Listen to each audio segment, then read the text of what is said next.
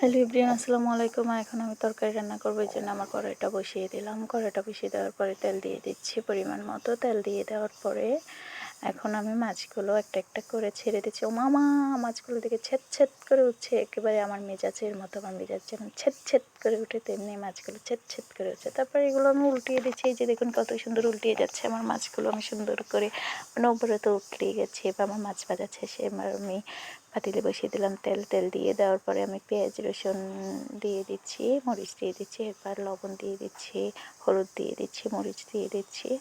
তারপর ভালো করে এগুলো দিয়ে দেওয়ার পরে নেড়ে নিচ্ছি। নেড়ে নেওয়ার পরে এবার একটু পানি দিয়ে দিলাম। দিয়ে তারপরে নাড়তেছে পরে আমার মাছগুলো এক পিস করে দিলাম, দিয়ে ঢাকনা দিয়ে ঢেকে দিলাম। এই যে দেখুন, ঢাকনা উঠিয়ে ফেলার পরে কত সুন্দর লোক। এরপর আমার তরকারি হয়ে গেল। এরপর আমি ভাতটা ফের গাড়িতে দিলাম, তো এগুলো ভাতটা একটু দিলাম। এরপর ফাইনাল লুক আমার ভাতে মাছে